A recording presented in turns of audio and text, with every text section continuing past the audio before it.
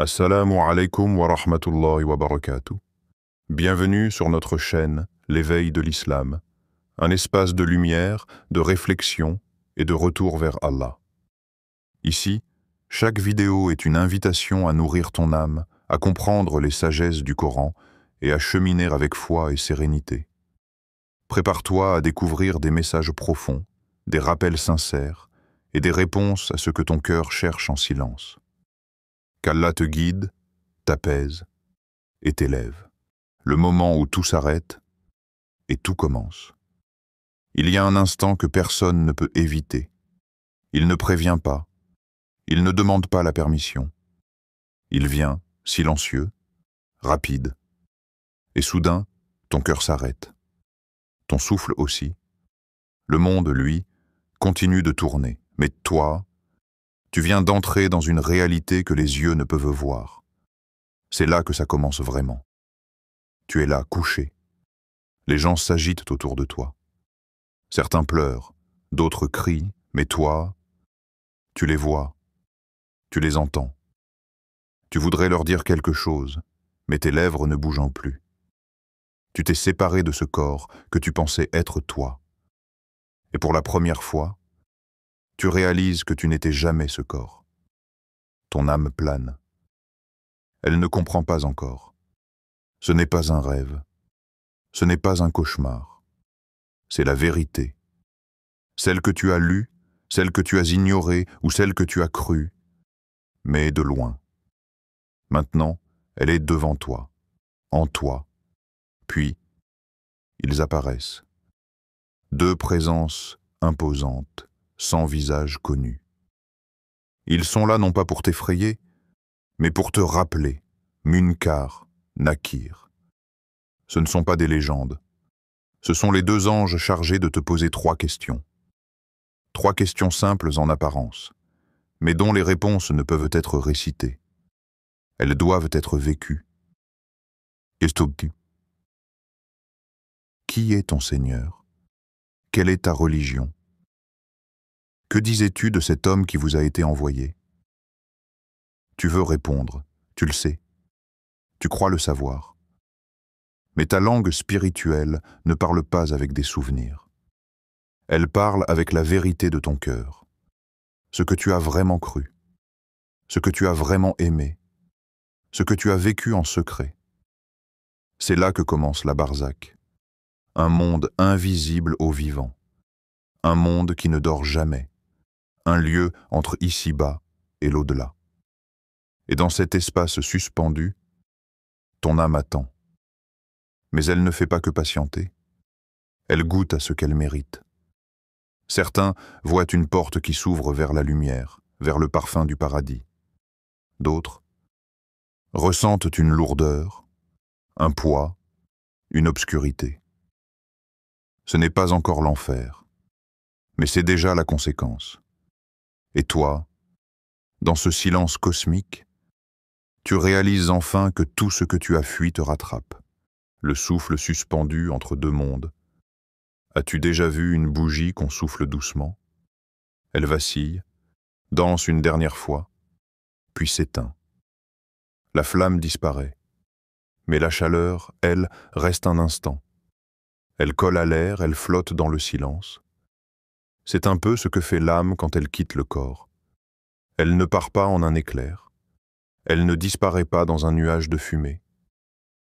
Elle reste, juste là, entre deux mondes. Il y a ce moment fragile, suspendu. Ce battement d'aile invisible, où l'âme regarde encore une dernière fois ce corps qu'elle a habité. Elle plane, elle entend, elle voit, elle sent tout. Les larmes de la mère, le regard perdu du frère, le murmure de celui qui regrette de ne pas avoir dit « pardon, attends ». Mais rien ne peut plus la ramener, et pourtant elle ne monte pas tout de suite. Il y a une sorte de pause divine, comme si le ciel lui disait « regarde ce que tu laisses, goûte ce que tu as semé ». C'est à ce moment que tout s'accélère pour elle. Pour le croyant, l'air change. Les anges descendent, lumineux, doux, sereins. Leurs visages sont beaux comme un matin de paix. Ils ne parlent pas beaucoup. Ils n'ont pas besoin. Leur présence suffit. Ils enveloppent l'âme dans un parfum venu du Jannah. Et ensemble, ils montent. Un par un, les cieux s'ouvrent jusqu'à Allah. Son nom est mentionné avec respect. L'âme est honorée, puis elle les est renvoyée vers la tombe, là où son corps repose, pour l'instant décisif de l'interrogatoire. Pour le mécréant, c'est tout autre chose. Ce ne sont pas des visages doux qui l'accueillent, mais des présences terrifiantes. L'âme est tirée avec douleur, comme si on arrachait une laine rugueuse d'un buisson d'épines. Elle monte, mais les cieux ne s'ouvrent pas pour elle. Chaque porte la rejette. Chaque appel d'honneur est refusé. On dit « Écris son nom dans Sijin, le registre des damnés ». Et l'âme est projetée, brutalement, de nouveau vers le sol, vers ce corps froid qui n'a plus rien d'humain. Certains savants disent que cette étape dure quelques instants, peut-être jusqu'à ce que les proches aient terminé l'enterrement. Comme si l'âme assistait, sans pouvoir intervenir. Elle entend les pas s'éloigner.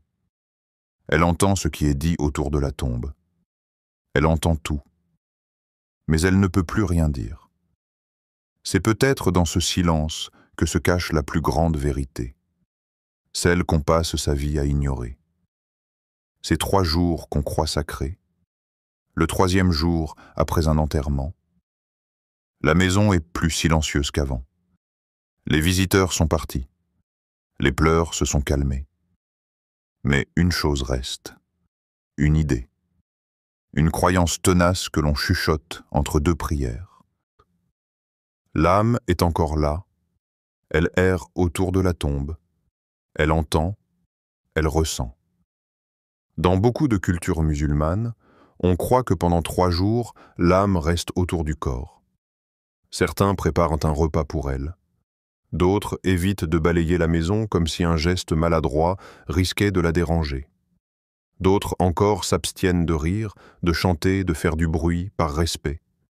Mais la question est là, posée comme une ombre dans le coin de la pièce. Est-ce vraiment une vérité révélée, ou simplement une habitude héritée? L'islam ne nous a pas laissés sans réponse. Il nous a donné des signes, des récits du prophète, des versets puissants. Et pourtant, aucun texte clair, ni du Coran, ni des hadiths authentiques, ne vient confirmer l'idée de ces 3 jours de présence de l'âme. C'est une croyance qui s'est tissée avec le temps, peut-être par amour, peut-être par peur, peut-être parce qu'on a du mal à lâcher ce qu'on aime. On se dit, s'il reste encore un peu, alors je peux encore lui parler, encore lui demander pardon, encore lui dire au revoir. Et peut-être que ça nous apaise.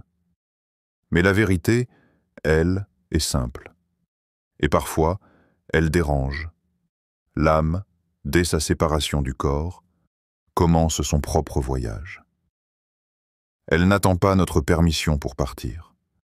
Elle n'a pas besoin de nos traditions pour continuer son chemin.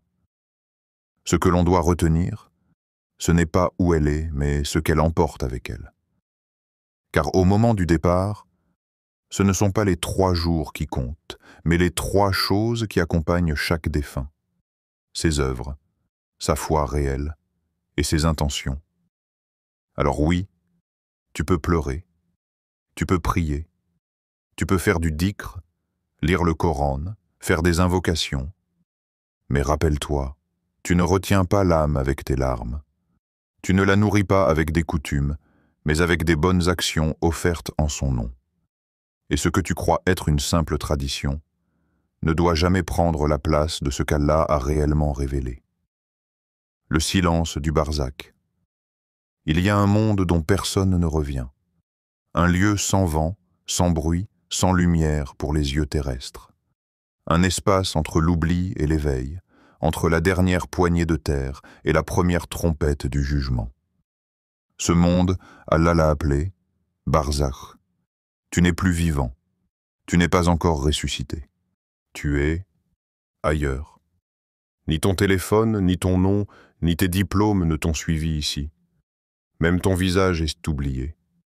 Ce qu'il reste de toi dans Barzakh, c'est ce que tu étais, quand personne ne te regardait. Ta sincérité, ton cœur, tes intentions. Barzakh n'a pas de porte visible, mais il a des ouvertures. Pour certains, c'est une fenêtre sur le paradis. Dès la première nuit, la tombe s'élargit, devient douce. Une brise céleste la traverse. Le croyant repose, bercé par les invocations qu'on fait pour lui. Les anges lui disent « Dors comme dort un jeune marié, que nul ne dérange. Il ne souffre pas, il ne craint rien. Il ne voit que la promesse de ce qui l'attend. » Pour d'autres, hélas, une ouverture s'ouvre sur l'enfer. La tombe se resserre. Les ténèbres s'y installent. L'odeur est lourde. Ce n'est pas encore la punition éternelle, mais c'est déjà le goût de ce que l'on a semé. Et dans cet entre-deux, le temps n'est plus le même. Un jour peut sembler un siècle. Un millénaire peut sembler un instant. Allah a dit, derrière eux, il y aura une barrière, Barzakh, jusqu'au jour où ils seront ressuscités. Sourate Al-Mu'minun, 23-100.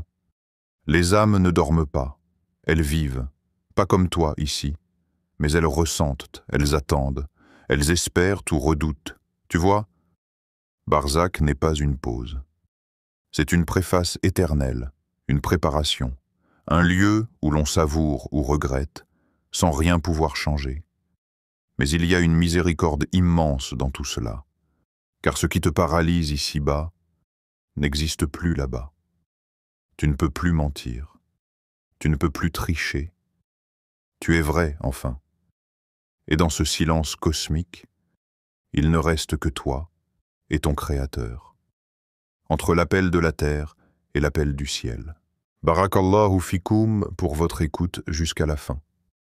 Si ce message a touché votre cœur, n'hésitez pas à vous abonner à la chaîne L'éveil de l'Islam. Laissez un like, un commentaire sincère et surtout partagez cette vidéo autour de vous. Cela pourrait être une cause de guidance pour quelqu'un, bi idnillah. Qu'Allah vous récompense et vous comble de sa lumière. Assalamu alaykum wa rahmatullahi wa barakatuh.